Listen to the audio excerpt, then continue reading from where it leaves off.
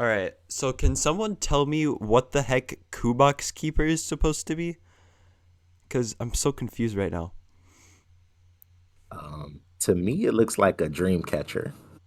A dream catcher? Like Yeah, that's the closest I could get to it. It looks weird. dream catcher. I don't know what a dream catcher looks like. It's like a netted, like a web inside of a circle. Um, it's like a cultural Oh, artifact. interesting. That is interesting. Wow. But also looks like a frog, right? I don't know what that's what I it looks sort of like to saw that me. as well. It looks like a frog to me. That's what I saw when I first looked at But it. then like what is a frog doing with like a core? Yeah, that's what Yeah, threw and me then off. it's It's like the like weaving just in a the ring. middle. Oh, you Yeah. weave it in the middle. Interesting. But it also seems to have like electric powers inside Do of you it. guys think it should It actually be sort a of looks Roka like a creature or a Teklar different card. creature? Yeah, I was gonna say it looks like a Teklar more than Roka.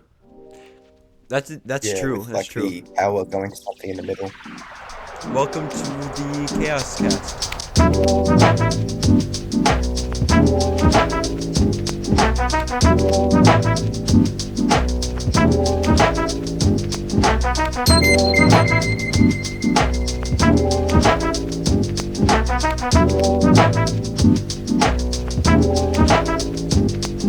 So today we have a guest for our second episode, and that is Chronoknight. So say hello. Hello, hello. Thanks for having me, guys. Good to be Yeah, here. no problem, man. So today we're gonna talk some more Chaos Galaxy, but this time with another person for your listening pleasure. Our big question is to kind of get to know a little more about you, Chrono Knight. So how did you join the server? What got you interested, and kind of your experiences thus far, as you are like you've been here for like 6 months, maybe 8 months. Yeah, I feel like since like February or March, something like that. Like I've been here for quite a bit now, coming up on almost a year. But yeah, I kind of stumbled across Chaos Galaxy accidentally. Um, I was a big like trading card game player. I was really into like Yu-Gi-Oh, Hearthstone, and Magic, and was looking for something I could like play on my phone or just play on the go. And I kind of got bored with the previous games. Yu-Gi-Oh was becoming a little too complex. Magic kind of wasn't as interesting to me, and Hearthstone, if you didn't pay to win, it wasn't as fun. And so I started doing random searches on YouTube for like trading card games or like independent stuff, and came across Zack's videos. The first video I saw was like how to make your own TCG, and I was like, oh, this is kind of cool. Like I like his artwork and stuff. And then I came across his battles playlist, like him versus No Name Friend, and I was just laughing the entire time.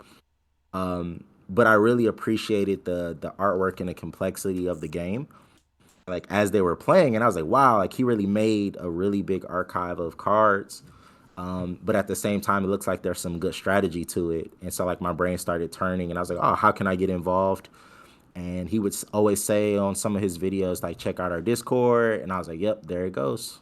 So I found something I like. It's definitely the most unique story I've ever heard.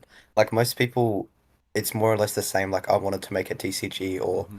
I wanted to like draw more, and then they join the server and then they start playing. Whereas yours is like you specifically looked for a game to play, whereas most Yeah. people don't look for the game to play and end up playing. Yep. And that's why I immediately jumped into like the whole Fight Club scene and like the tournaments and the competitive play, because it was just like something new and fresh. And I just wanted to see how big the skill gap was. Yeah, you were a grinder at first. Well, you still are, like we all are, Mhm. but definitely for a newer player, you were playing a lot at the time. Great. Yeah, and another thing that I've noticed is that it's not only the art people, but there's also people just join because they like the game, and they've liked the game for like a while, but then they eventually find it. But you just seem to like you found it, and then you just immediately joined? Because I remember like I knew of Chaos Galaxy TCG like when I was like years ago when I was like 10 years old, and I saw the videos and I was like so cool. And then years later, I refound him, rediscovered him. Like Secret, how did you join? Um, so I actually had a pretty unique one as well. I joined from Shulk and PDF's videos, and I saw them playing on Untap. And before I knew anything about competitive, like just in my notes pad when I was like 13 or whatever, I was just writing down cards. Um, and then it was the Galaxy Madness tournament that finally got me into the server. So I was sort of following without being in the server for a while. And then once Shulk started talking about the Galaxy Madness video, that's what finally got me to make a Discord account and join. It's interesting how diverse people's stories are for this, especially because it is a small game. So, Chrono, first impressions of the game as you played, what were your thoughts? My first impressions was that uh, coming in as a noob, I was afraid of like people either not wanting to play with me or like it would take me a long time to like start to get good. And so I'm like really thankful for, players like Secret and, I would say Oddish was really cool when I first came in. And also Harryknight. I think Harryknight was like one of the first people I've played. But just being really cool about like allowing me to be a noob and kind of catching me up to speed. Um, what was really challenging is like making a deck. And, Secret, I think what you've done recently has been so huge for new players coming in, where they could kind of like pick up a starter deck almost and like learn the game instead of like trying to build something on the fly. I don't know if we have a follow up question about that, but my first tournament deck was so terrible. I try to forget it, but it was like a good, starting point to kind of get me into the game. Do you remember what what the actual deck was? Because I was gonna ask about that. Yeah, yeah. It was Scardians, so it was Roka Scardians, but then I just threw in a bunch of like one ofs that I thought would be like supportive of the Scardians. And it was like a 40 plus Oh, card I deck. think I And remember that. yeah, Yeah, I was yeah, I playing remember like that. Indigo Scleech and Indigo Scleech, Crimson Scleech, and I even think I had Avamont Fortress, like the combiner card. Like Oh I was my just throwing a gosh. bunch of stuff in there. It was atrocious. Dude, it was all over the place. Yes. I remember Yeah. doing that. I remember doing that so much. Those were good times because I threw things together thinking I remember I remember specifically the first time that I joined the Discord, I played Zeta Race. Yeah. Oh Be, no. but because that Nice. That's was probably the go-to deck for new players. oh yeah. Well, it was specifically because, that was the because I like water. I like water. That's kind of like my element. Going into like Zach's content, it really makes you think that anything can work, but Yeah. once you actually start playing, not really anything can work. My first deck wasn't great either. I think it was Gomp with like Stecker Talker and Warpole Territory. And What the all our heck? first decks are questionable, let's just say that. Stekatron. Oh my goodness. Yeah, so the idea was if I played Warpole Territory, and I think I might have also played Deep Space Checkpoint, and then I could get a bunch of big creatures that are under 4 stars, so I can attack and my opponent couldn't. So the idea was there, and to be fair, at the time people were playing like Drangels and just random piles of card, like 30 creature Shios decks. So I won a few games with it because everyone at the time was bad, and I sort of gaslit myself into thinking it was a good deck. Until you faced Oddish. Oh yeah, what a shot. Probably cooked me with his Ozos a few times. From Zach's videos, I think when he talks about the theoretical combos, like, oh, if you want to support this card or this archetype, use this card. And it's like he sells it so well, and you're like, oh, that actually is a good combo. But then when you get into competitive and you learn like it's not actually feasible when you're playing against good players. But I feel like I have fell for a lot of Zack's suggestions in his battle videos and things like that. Well, speaking of unique suggestions, your deck that got second place this past turn, which by the way, congratulations, that's really Thank great. you. Thank you. Uh yeah, that was amazing. But I am interested, like, so how did you figure out how to make Kabonk Battle Body of all cards like fit in and actually be able to do well? Like, what was your process? Yeah, yeah. So it was a long. I would say there's many variations of the deck before I finally got to that variation. The biggest variant that ultimately got me there, I started doing Gehenna.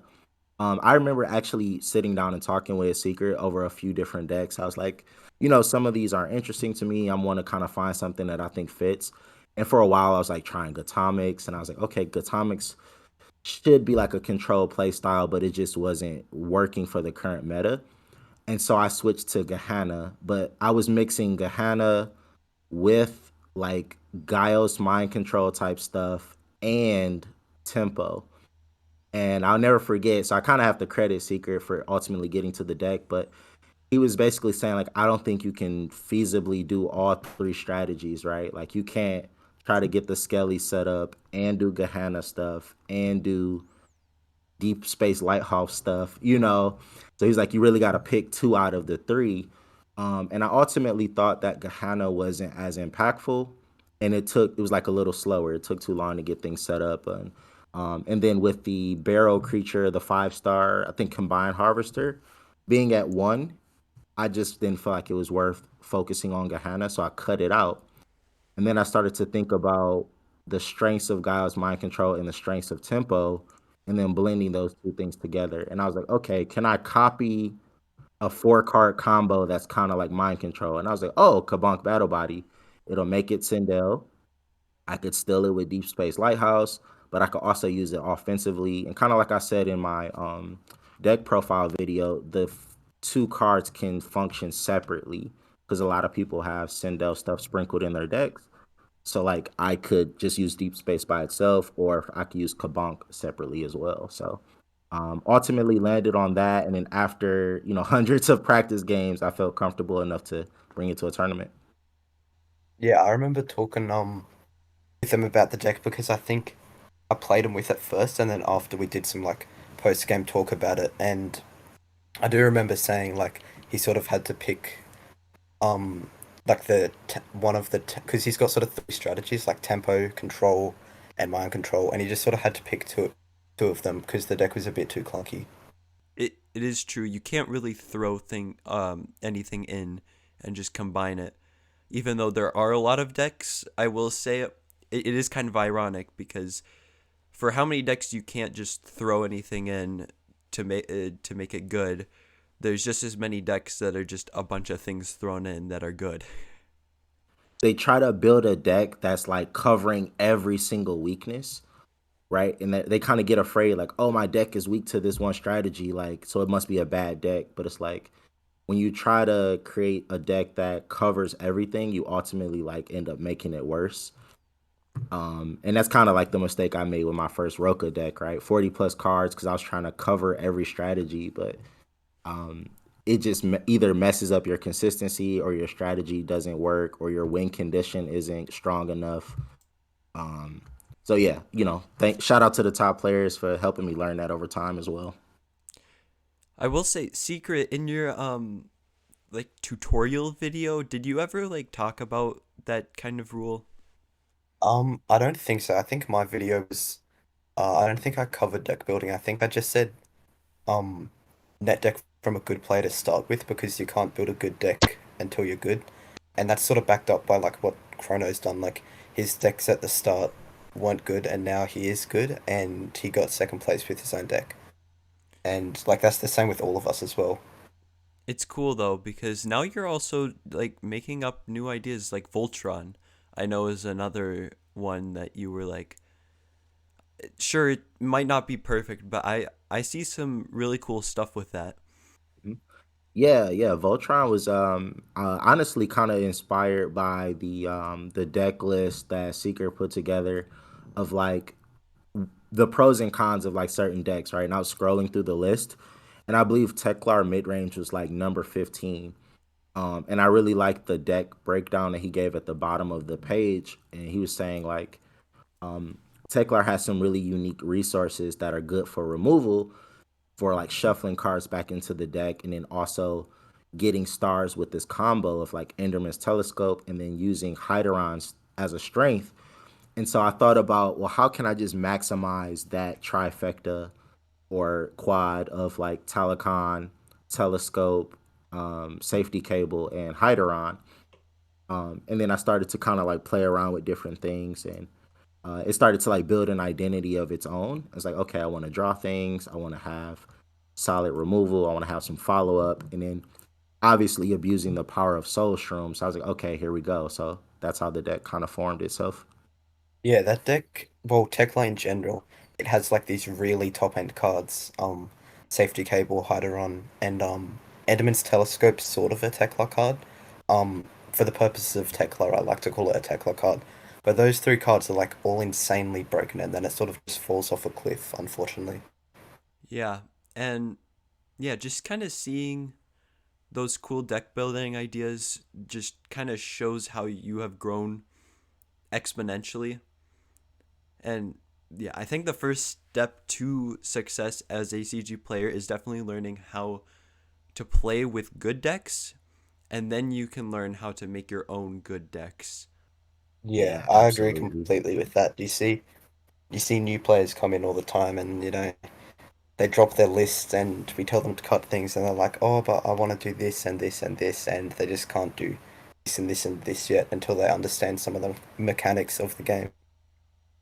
We did get a question from a viewer. Thank you.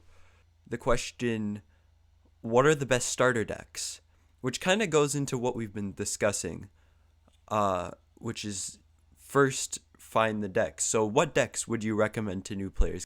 Um, Oh man. the decks like to recommend for newer players is the ones that have simple strategies but have high ceilings. So the ones that pop out to me is Sendel Tempo and Policing Midrange.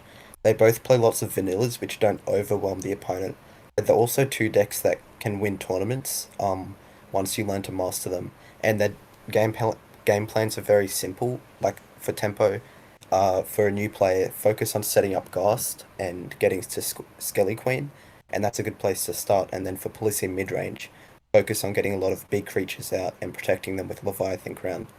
And those two decks are very like streamlined in their game plan and easier to explain, whereas a deck like APC, it doesn't really have a streamlined game plan. You sort of just play cards because they're good, which can be a bit more confusing to newer players. So I definitely recommend Sindel Tempo and Policing Midrange, and they've good longevity as well. I don't think they'll be dropping out of the meta anytime soon. And for me, I would recommend either Gaios mid range and Shios mid range. Um, Not necessarily because they're like decks that are like super powerful or anything, but I think it really teaches beginners about card synergy and like how cards can work together, right? So like using Gaio's mid range, you'll start to see how like the planet ability starts to combo off with like the different creatures that you have, and how your activators are supposed to support those creatures, things like that. And then Shia's mid range, kind of a similar fashion, right? Just teaching you how to use your planet abilities, manage your stars, and just kind of focus on the mechanics of the game first. That's good. What I appreciate about both of your responses is that you gave two decks and all four of them are in different planets, which is fascinating because this meta has been a bit stale. Some people have called it, but I in terms of beginner decks, there are a lot of good decks that can be competitive. Yeah, I think this format definitely, although it's people say it's stale, that's just because it's gone on for a while, but it's definitely the most diverse, and there's like a bunch of decks, even the non-competitive ones like Shios is still a good deck compared to Shios from 2 years ago, which would have got absolutely stomped, whereas now it can sort of put up a fight. Agreed. It's a shame that people are playing the same decks. Speaking of which, the next tourney was announced, and this is going to be a mini promotion for those of you listening that there's a new tournament, and this tournament is hopefully going to start a trend that we have more consistent tournaments. This new tournament that we're doing is just a casual tournament where you have a chance to win some Chaos Galaxy cards. So that's just a little uh, kind of like advertisement dropped into that. But also, that brings up a good discussion on like what are you hoping to do in the tournament? My hopes is that hopefully I can finally play Gaius mid-range. Hypothetically, of course, I don't want people citing Flooper or anything, but I've been aching to play Gaius mid-range in a tournament all year, but I've just seen so much Super Flooper going around. But because it's like on the more casual side, I can run Gaius mid-range, and if people play Super Flooper, it's not gonna like harm like my results or anything, and I can just sort of laugh it off and maybe try and side Super Bouncy Trampoline and maybe counter their counters or something like that. Yeah, same for me. I think this is a refresher from being like super competitive and like for me it's always been like grind, grind, grind, grind, grind up until this point, just because I've been trying to establish myself as a top player. But this type of tournament is like a really good breath of fresh air because now I can just kind of play something fun that I like and just like low pressure and we just all laugh about it at the end of the day and not worry so much about rankings and stuff. Yeah, I really hope Yeah. that not only do we get a good turnout with maybe a good mix of uh, j- veteran players, but also maybe we can get some new people into the tournament. Hopefully, what will happen is that there's just a whole just rainbow of decks. That would be absolutely amazing. And it would also be really great streaming material potentially and really good recording material just to see how these matchups work because we just don't really see that these days. Now, I will ask you, Chrono, what is like a deck besides Voltron and besides Sindel Tempo with the Kabank? Is there any other deck that you're kind of like fascinated by or interested in? Well, right now I'm super excited about the potential new stuff that's coming out. That is a good Yeah. question. What are your thoughts on the Shape Knights and the Blue Flame Spirits? Yeah, so my initial thought is that Shape Knights have the potential, if built right with a good pilot, could be a strong tier one contender. I think that the Blue Flames are coming out the gate tier three, potentially tier two. Right now, I'm only seeing one way to build them. I won't spoil it just yet because I kind of want to see how it pans out. But I see like one particular build that'll look good for the Blue Flames, but um, wasn't too impressed with them compared to the Shape Knights. What are your thoughts on Blazing Squads? Oh, I love Blazing Squash. I feel like my Sindel deck got some support with that card. Yeah. Um, Whoop so whoop. I've already been kind of thinking about how to splash that in, but I love the work of it. And I think Secret even brought this up in a previous video that the squazes are have a theme of being like generically good across all the different decks, even though they come from a specific planet.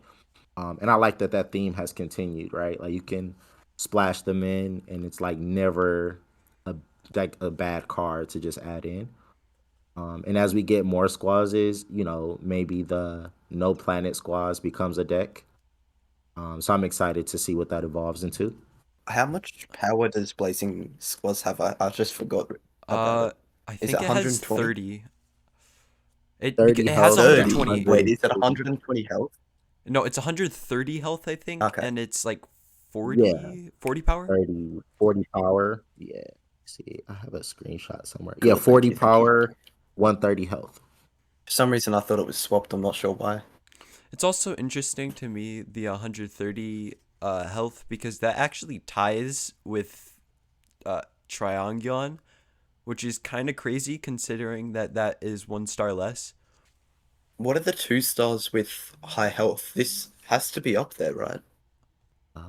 I think there's no competitive 2 stars with high health. I think there's a few non-competitive ones like the Lost Boggy Booger, Floating Rock, and Azobacter But I That's think from the competitive 2 stars, there's Bonbeak, Lightning Squoz, um, and maybe a few others. But I think this could potentially require the opponent to play like a 3 or 4 star sometimes to deal Yeah, with it. just to clear it out. Yeah. what has 130 plus health. If into let's say Sindel Tempo, like their Wacko Mans, their Bonbeaks won't be able to kill it, so they'll have to play Yeah. commit a few more stars to it Like probably. gassed or higher. Yeah. Actually, that's Yeah, crazy and because if they play Skelly Dust, they're only usually attacking twice.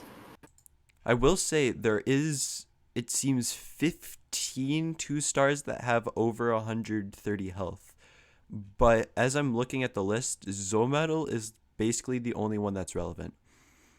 Yeah, and Yep. Zometal gets played as a battle zone most of the time. Yeah. Exactly. That's Hmm. some really interesting information, I will say. Uh, I love it. What are you guys thinking about, like, in the positive aspects of the Chaos Galaxy scene right now? I've got something that sort of ties into what we were just talking about.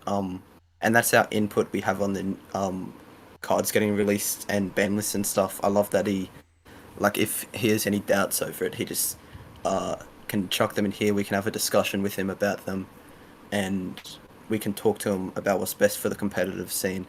And then, because he's got his vision in his head for all the casual stuff, um, and if he needs a bit of help with the competitive side, he can just chuck them our way, and he backs us not to ruin his game, I suppose. Like if we had a few degenerate people um Hmm. that just like threw around card ideas just because that's what they want and it's not what's best for the game, um, then he probably wouldn't come in here and be able to trust us. But it's good that he has that trust to sort of uh, get some cards up to competitive scratch, particularly with the Shape Knights. I think when they were Hmm. first revealed, they weren't too great, and then we talked to him about them a bit, and now people are saying like the potential tier 1 strategies, and hopefully that can be a thing. Yeah, I definitely agree. Getting, Zach wanting to get input is like really healthy. And I think it just brought us all closer together as like a community and, him as the creator. Because it felt like our voices were being heard. And I like really love that. And I also like that the community is growing and we have active players who are jumping in and like willing to just grind, grind, grind. Like, I see so many Fight Club pings throughout the day, and it just makes me happy. Like even if I can't respond to them, I'm just seeing different names pop up and just seeing different matchups and just different people that are just having fun, or even if they're trying to be competitive, they're like pushing the game forward. So it's just really great to see. Yeah, that's so true. Yeah, I do hate to be a little negative on that point, though. Maybe flaws of growing is that there's always the potential that will, as we get more and more active people, there will be some that really do not or communicate good ideas to Zach if he tries, to get feedback from us. Not that that has happened, but there's always the potential future, and hopefully we do keep a community that is able to not make stupid decisions, I guess. Yeah, for yeah. I sure. think there's only one scenario I can think of where a card got changed that shouldn't have been changed, and that was Mag Sprout, which I think started with 220 power and now it's at 180, which feels like such a minor and irrelevant change to make. Like the card was never going to be broken; it was just going to be a good solid card, and then the nerf it wasn't even that impressive. Like even if it was going to be a broken card, reducing it by 40 power isn't really going to do much to it. So I'm glad that the only community I guess suggested change um, wasn't impactful. It wasn't something crazy like wanting to buff Serpent, which is already a super strong card. Actually, I recently was searching about like Garud Overseer, and people were like screaming about how like it's overpowered, it's overpowered, it's overpowered, and then like, oh, now it's pretty balanced, and now it's like an awesome card, it's like really great, and like it's pretty good, but you don't see it being played too much these days. I think it was more about clarifying the card text because it was the lack of clarification that was making it broken or something. If I'm correct. Oh, no, I do remember that actually. Yeah, the original text, I think it allowed you to, it wasn't limited to once per turn, so you could just Yeah. keep on guessing Yeah. cards until you have complete knowledge of their hand, Yeah. which was That super was a boring that was because a that process would go on for like 10 minutes. oh yeah, that was great. That was a great change. It does show that Zack has been doing this for actually a long while. I wonder if it feels kind of fresh in our minds just because of the Planetary collections, because he didn't do it for set 5. Not really. Yeah, I think with the main sets, I'm not sure he'll do that. I think he did it as well with the uh Palladium Planetary collection, I believe. Because Serpent was originally a combiner. I'm not sure if you guys knew that, but he sent Oh, to didn't know that. combiner and a another version, and they could both attack twice, which was completely mental. I'll actually, because this is sort of interesting to talk about. I do have the images here. And I will show those images, but a little unfortunate to the just listening viewers, but we can discuss that. Yeah, but it is interesting, and I'm enjoying Zach's involvement in the community.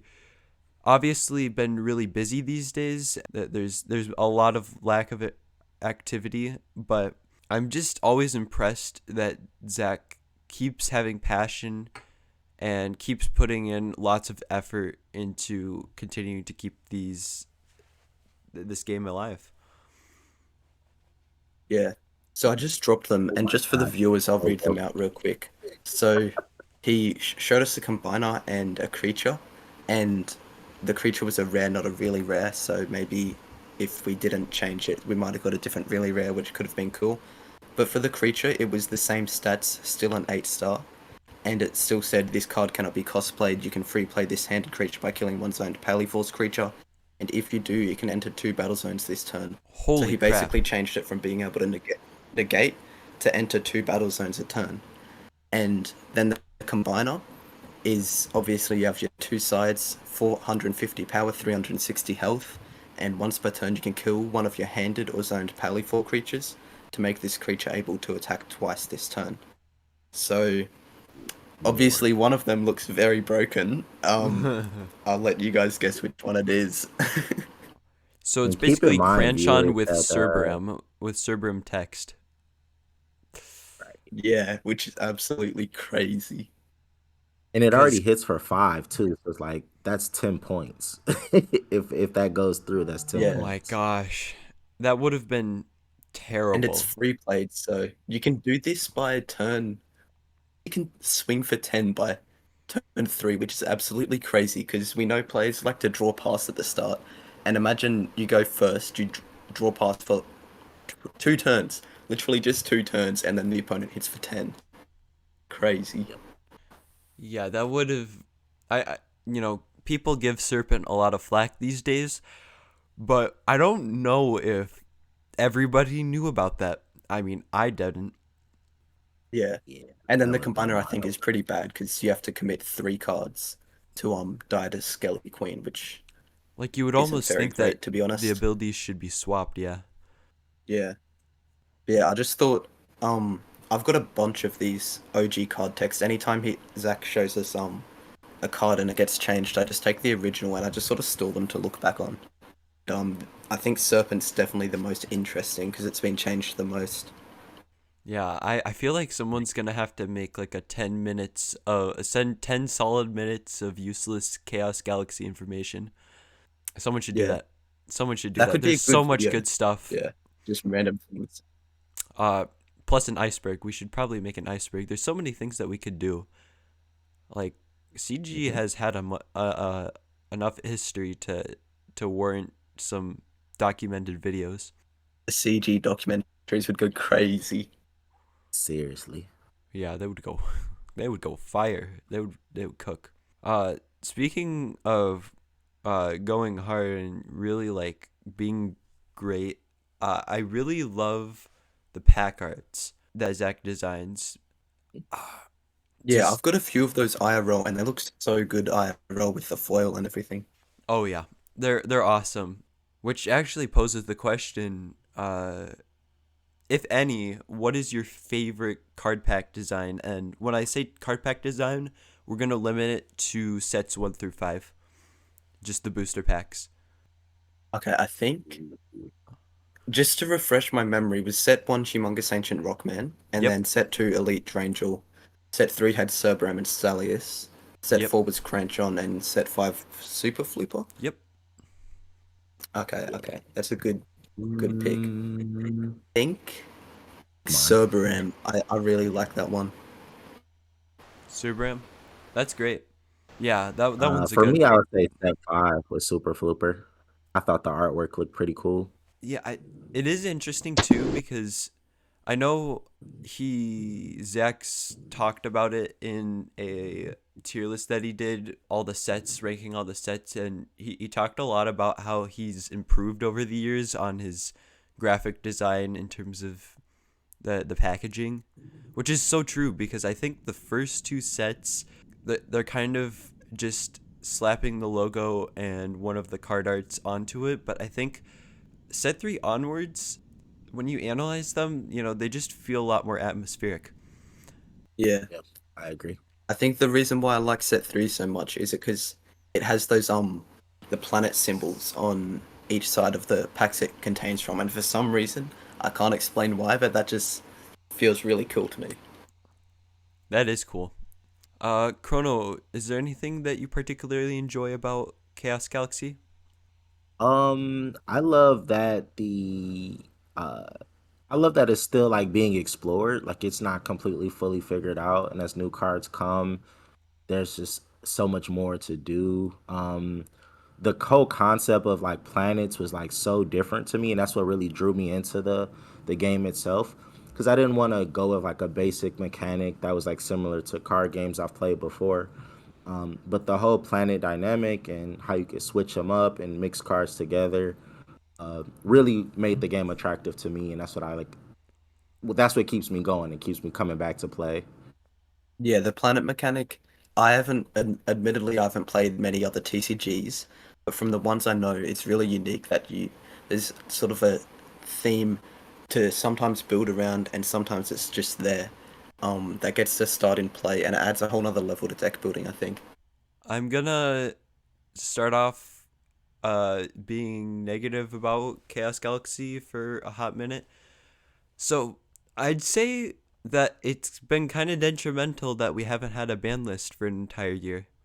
Mm. Yeah, that's definitely uh, in, not necessarily negatively impacted, but it hasn't positively impacted the game, which makes it feel like a negative. I don't know if that made any sense at all, but No, I understand what you're talking it about. is what it Yeah. is. Yeah, I I get you. guess it might not be a negative, but definitely something that No, I haven't enjoyed. it definitely is a negative. Um, I think a better way to explain it is because what I was trying to say is the format's good, so it doesn't need a ban list. But just because you don't need a ban list doesn't mean we shouldn't get one. I guess is what I'm trying to say. Because there are definitely some changes that should be made and some changes that need to be made. Um, that would keep it a bit more fresh, and I think that's the main issue with this format, just freshness. Yeah, I definitely agree with that. I think sometimes, especially if you have that off period where you're not releasing new cards, like just stirring up the ban list could really make the game almost feel brand new. It's forcing people to like readjust their strategies and like come up with like a different thought process. Because even changing the ratio of a couple cards was like, oh, I can't play two of these. I have to play one. Like, what else do I include in my deck? Like, that can make a whole game feel different. Um, and like Secret said, like, even if the format is good, you still kind of want to stir it up a little bit just to keep things fresh. On this, like one thing I really want is if we could like get 2 dates a year where ban lists guarantee come out, because I think that's sort of a thing where if someone's not enjoying the format as once, that's fine. They can just step away and know they can come back on this date when the format's better. or if they're really enjoying it, they can grind a bunch in the format and they know when a ban list is coming out, and it's something to talk about and do a bit of content around. Definitely. What are your guys' things that you would like to see improvements on, or just things that you are annoyed with? Things that I'm annoyed with. I guess the lack of the ban list thing definitely gets a little annoying over a while because it feels like there's only these top decks, and then that really discourages new players because they're like, okay, cool, like I kind of want to be competitive, I kind of don't, but I just want to play something that I really like.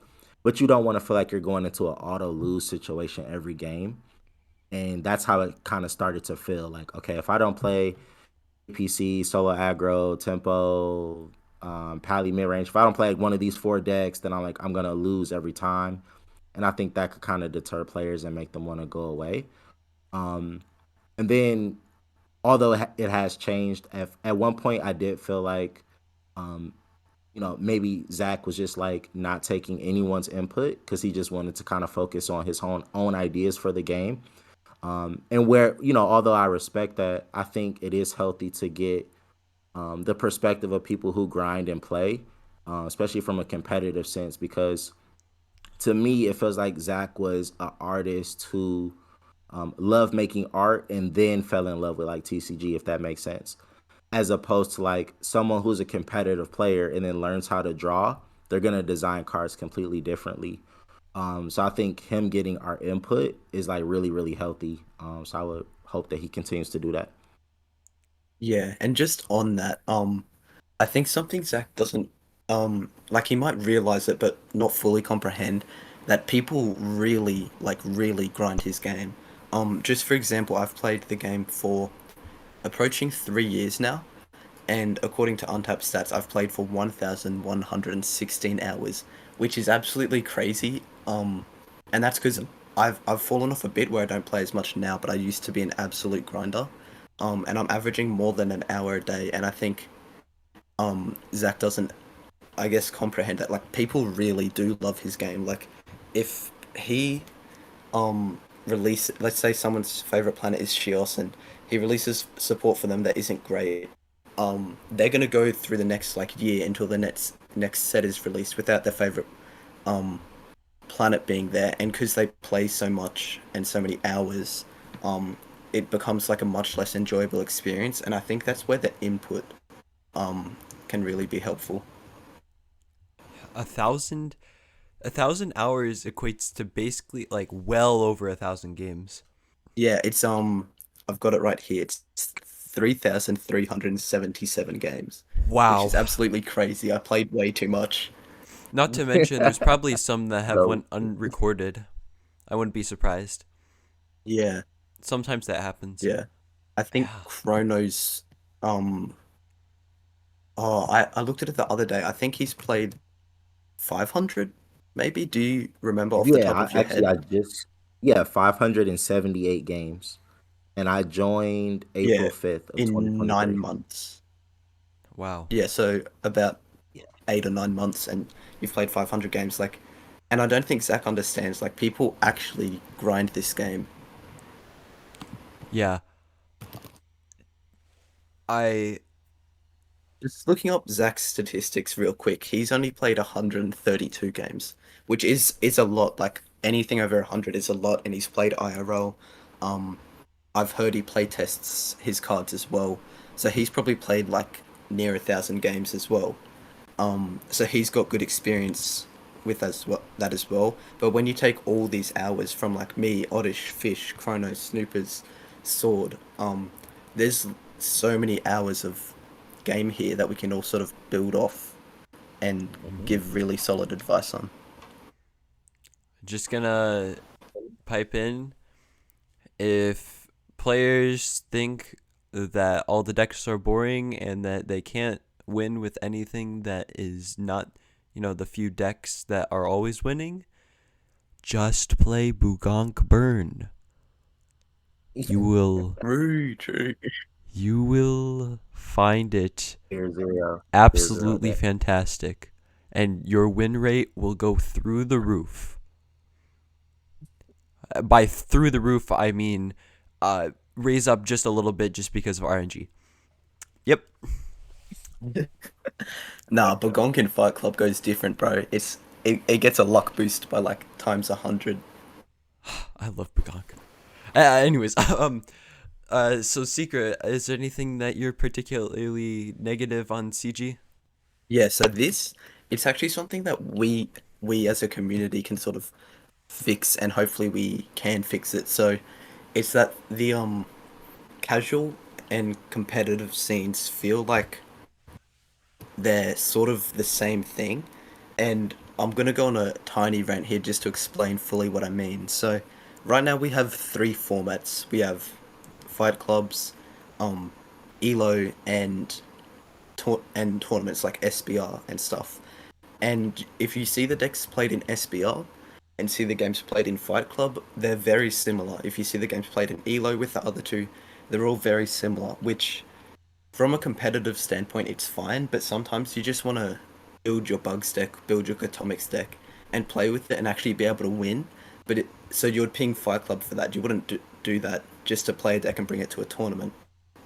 But then you ping Fight Club and you go against like a Polysium mid range or an APC, and you can't win. So something what I hate is sort of the culture around Fight Clubs, ELO, and SBR, and hopefully next year the goal is that we can change that culture to if you ping Fight Club, um, it's you can play whatever deck you want. Like you're not going to get banned if you play the best deck in format, but there's a culture that we can use Fight Clubs for more casual decks. Yeah. That newer players can play, and we can bring our bugs, bring our Oh Bagonk yeah. burns, our atomics, the more fun things, and then Elo, you can bring whatever you want. Obviously, if you're looking to push Elo, um, you bring the best decks, and if you're looking to test, you still bring good decks that aren't like the best. So something that pops to mind is a Gaius mid range, a Crozen type deck where they aren't top three or top five decks, but they're still good competitive decks, and you can test them. And then SBR is where everyone just brings what they think that they have the best chance at winning the format with. And I think that's great because right now, while we're just waiting for the planetary collections, I want to ping Fight Club and just play bugs, um, and play some of Yeah. those other casual decks, like maybe a Sindel Control. But I feel like if I do that, I'm gonna run into a bunch of these really strong decks, which again, it's not my opponent's fault for bringing strong decks. The culture we've built around Fight Club is trying to win, and obviously, if I'm playing just for fun, and playing those casual decks, I'm not expecting to win all the time. Like, I don't want people playing worse decks to boost my win rate. I just want people to play worse decks so that I can have fun and still win with my deck, even if it's at like a 30-40% win rate. Whereas right now, I think if I brought bugs to 10 Fight Club games, I might win one or two just depending on who my opponents are. And I think in 2024, hopefully, I'm talking with Quasar about this. um, we can have fight clubs where if you ping, yes, you can bring whatever you want, but it's more just for fun and casuals. And then there'll be ranked, which you bring your more competitive decks, and then SBR tournaments where you bring the best of the best. But I think that's all I have to rant about. What do you guys think about that? So I think there is two things that hold back Fight Club becoming a very great and useful tool.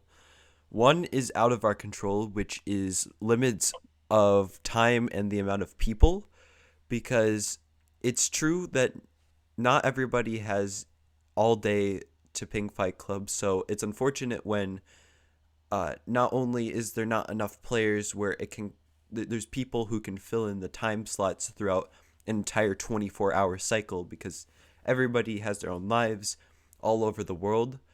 So that's obviously uncontrollable.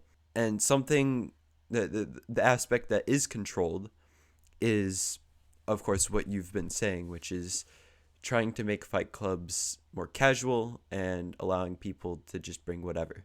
I think that kind of sums up how we're going to improve fight clubs for 2024. The issue is that it can only really change if everyone gets behind it. Like, it's not going to work if just us three, for example, start playing casual decks. Like, it really True. is something that just has to change as a community. But yeah, that's just the last thing I wanted to say about that. It could become, I think it could, like, especially if you secret started doing it constantly, and especially like probably even like Oddish and Fish and maybe even Chrono. Like if you four started doing it, I think people would catch on. Hopefully, yeah. Yeah, the culture would be cool if it's like an unspoken rule where like we play and we just like, oh, like of course you bring something like tier two or below, right? Like if it's just a casual game, and maybe the way we could change it is like if we're recording more of our games and kind of like showcasing decks that we know aren't like the absolute best, but they're like entertaining to watch, entertaining to look at, right? And to Snooper's point, if like Yeah. top players are doing that, it just kind of like we're like leading, like setting a trend. Okay, so like we're all doing this, we're just kind of having some fun, and then people start to catch on. And even if we're just like casually joking, it's like, oh, like you brought APC, like we're just having fun, like why would you bring that? And I think that kind of would condition people to just kind of relax a little bit and just bring something fun that they like. I feel like Yeah. videos like blank deck is hilarious or blank deck is crazy or something like that. Like if we started making videos like that, I think that would also be helpful. There's plenty of content ideas we're spawning right now, which is funny because we're spending an hour just creating content. I think we've had some good discussions on the community and moving forward, but how about we start crafting some cards? So my thought, I have like a squaz idea. I have a squaz idea for the Sindel squaz. Um, it's like a devilish squaz, right? And I think it's gonna have like pretty low stats. I think what I put here is like probably a bit too low. It's 10 power, 30 health. Probably a bit too low. Maybe a little bit too similar to Lightning Squaz, but we'll see how it goes. So after this card is killed by an attack, obviously, send the attacking card to the bottom of your opponent's deck. Ooh, Hmm, that's interesting. that is interesting. Okay. More cards where it's not just removal, but it can like put them back in the deck. That'd definitely be cool. Yeah. I will say I just realized that I think I made a bit of an arrow that could break this, which is it send the attacking card could mean literally like one of your cards. If Devilish Squoz crashed into something, theoretically it could just bounce itself. Yeah, true. So Mm, that would have okay. to be it would have to be like like send your opponent's attacking card to the bottom of their deck. Yeah. Hmm. Yeah, I All think right. that's pretty cool. Okay, so we all know the Aussies love a good Enderman's Telescope. Me, Silver, and Fish. It's one of our favorite cards. And I really want to push that strategy of high creature decks. So I've got a Teklar card. Its theme would be like a boxing kangaroo, um, where it's like it has mechanical boxing arms, and obviously kangaroos are known for punching, and people often put boxing gloves on them, and edit that. Um, so it would be for Teklar, and it would be a 2 star. I haven't really thought about the stats too much. As long as it can kill, like other 2 star creatures, I think that would be good. And its ability is when it's cost played, or when it's played, sorry. And you look at a card off the ability of Tekla, and if it's a creature, you get to free play it, and if it's not a creature, you add it to hand. So the idea with the scope synergy is that when you play it and you play a scope, obviously if you hit a creature of scope that's good, you get to add it to hand, and the downside is if you don't hit a creature. And with this, since anytime you look at a card, you get to add it to hand, and since scope says look at a card, it just basically means you get to add the next card to your hand. So it sort of turns a win-lose into a win-win, and I think that could help scope in Teklar a bit.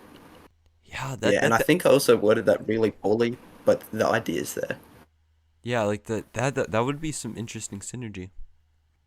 Any scope synergy, if Zach ends up listening to this one day, much appreciated. Anything scope related. Yeah, scope is something that is not talked about enough these days. I actually not talked enough so much that like I don't even really understand what it is. Okay. Some, just in case anyone out there doesn't know, because it is pretty unpopular. You look at just the top card. And if it's a creature, you gain stars equal to it and add it to your hand. And if it's not a creature, you kill it. Yeah, so it's basically themed around that. It's literally a deck themed around Enderman's Telescope. And I think that suits Teklar because Teklar is all about looking at the top card.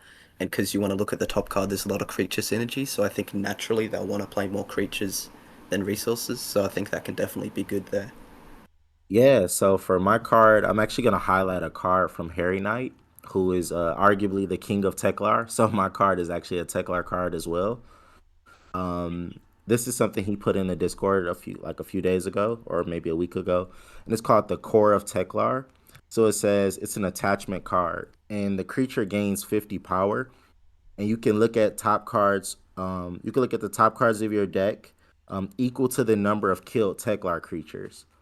And then if you look at three or more cards, then you can return the cards in any order.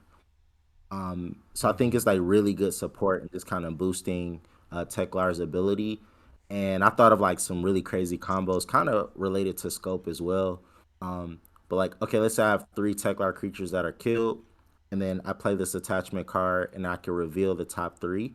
And then let's say I attach it to a telecon, right? So I could put a Teklar creature as the top card, and I could put like Beast of the Black Hole as the second card, and then another support card as the third card, and just kind of really toolbox my strategy and just have like a bunch of good follow up. And you Nice. kind of can Yeah, like that just get card's the card sick. I that you love that need. idea. And thank you, Chrono, for pushing that out.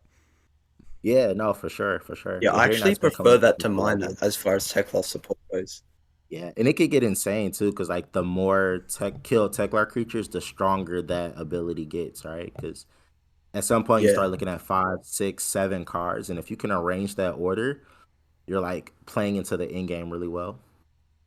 Nice. Yeah, imagine that on like a Hydron as well to close out a game.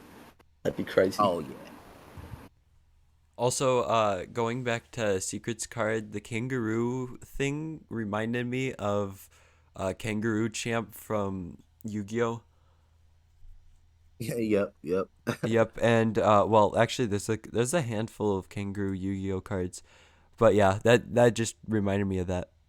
Hold Yeah, up, I there's definitely want more Aussie animal game. No bias at all. This is definitely unrelated to anything, but more like koalas, kangaroos, platypus, that sort of stuff. dude, there's a burger card. Zack should make a burger card or like some sort of like food card. He hasn't done that. Not like Shios, imagine that, the food.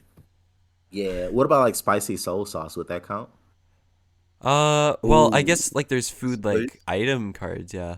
There's like Hmm. resources and attachments. It would probably be a Tekla though, right? Because it would sort of be probably mutant. Like they're experimenting on the food. I think Mutant lore space wise. food. Yeah, or Or mutant maybe for space the atomic food, but time. that goes hard as like an archetype name. Dude. Galaxy Toast. Oh yeah, Galaxy yeah, toast, dude. Galaxy Toast. Yeah. Okay. The night jungle trees, I suppose, are edible. Oh yeah, Fruit of the Night Jungle. Mm, yep, Dude, yep. Yeah. it would be so good if like Zach makes those cards and then someone just like makes in real life. That would be good. Oh, that'd be sick. Yeah. That's what should happen. Zach, please make Are us there some any food green equivalent cards. spreads for Galaxy Toast? Guacamole. Wait, is it green on or blue? Because I think there is like a spread that he's putting on the toast. Yeah, it's On green, Galaxy and it Toast. looks like there's a few berries in the bread or something. Might have to make that. Yeah. I don't know. Yeah. Good April Fool's video. I ate Galaxy Toast, and this happened. Right. It's like the Grimace shake. Yeah, I had Galaxy Toast at 3 a.m. and this happened. Gone viral. Won a Police tournament call. after eating Galaxy Toast. Oh my gosh. Dude, I've got so many good April Fool's ideas that I want to do. Yeah, I think all of all of the Chaos Galaxy players should just release a April Fool's video all at the same time. I'm not sure if you guys know, but I think 2 years ago when Ryliza played, me and him did an April Fool's prank where we photoshopped the image of Zack, his message, because at the time that was still the days where rulings were decided by just DMing Zack and waiting for him to respond. So we photoshopped a message of saying that Adatrox and Trollogram, because they both connect, it sort of bounces back and forth so that it can never die. And there were some people who genuinely believed that, and people started like theory crafting decks that were playing Adatrox and Trollogram, and they were like theory crafting, playing permanent resource removal and all that, and it was pretty cool. This is just such a great way to unlock past Chaos Galaxy lore. This is such a great way. Any random story you'd like to share, Chronoknight, as we kind of end this? I didn't necessarily have a story, but I have been watching a deck of the week that's been kind of popping up. Um, and it's something that I've said was arguably tier one before we did these lists. Um, and I think it deserves a highlight. So I don't know if that's something we could talk about. Sure. Go ahead. Yeah, so I want to shout out Luweg. He's been playing Roka mid range, but then he sprinkled in Solomancer and Blaze Elixir. Mm-hmm. Um, and I think he's just really like mastered the mechanics of the deck, and I think it's arguably the strongest control deck that we have right now. Been playing a few games with him and just kind of like seeing how he plays it.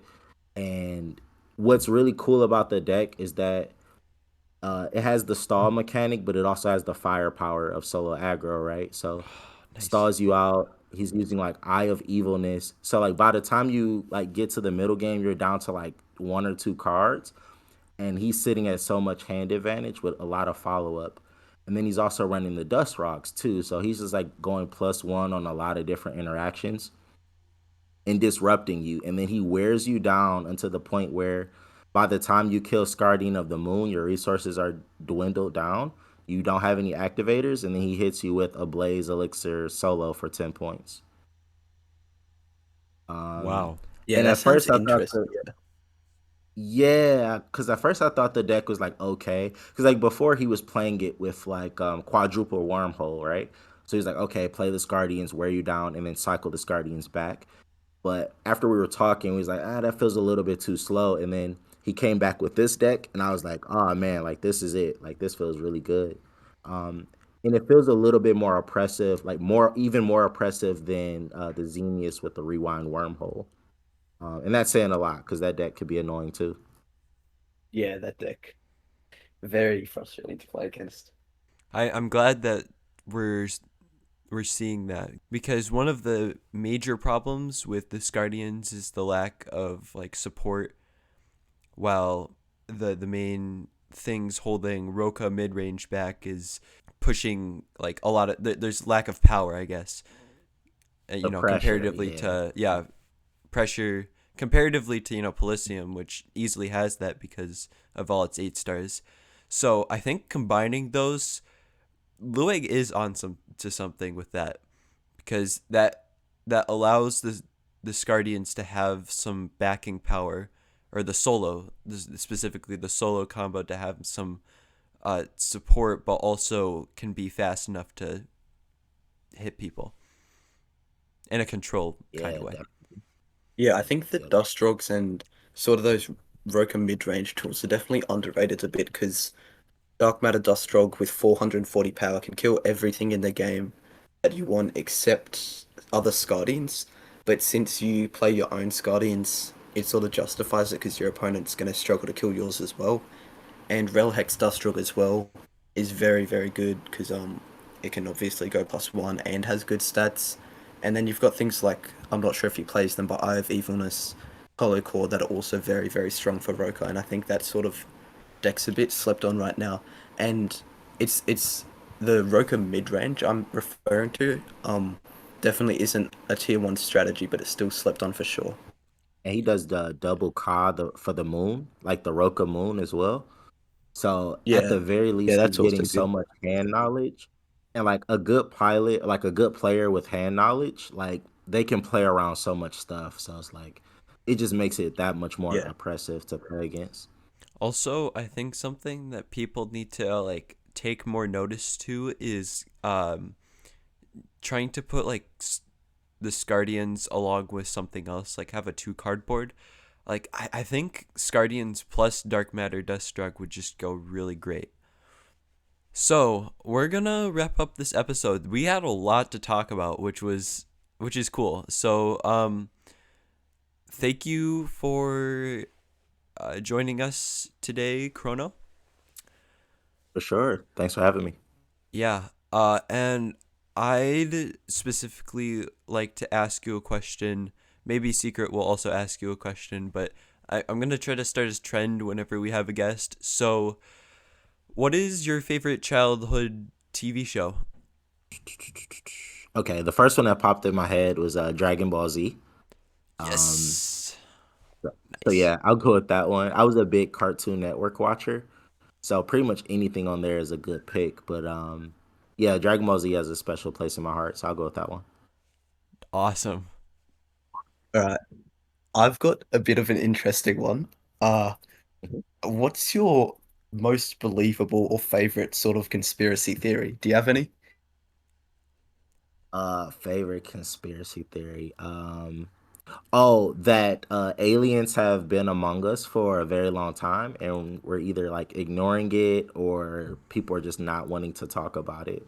Like I believe the whole Area 51, all of that stuff. Like it exists, and there's all these tech things related to aliens and all of that stuff. We've been communicating with them for years. Dude, I remember that Yeah, that's pretty cool. 2019. That was a crazy year. Was Yeah. that the Storm Area 51 year? Yeah, yeah. Dude, Yep. what a year. And then we got hit with COVID.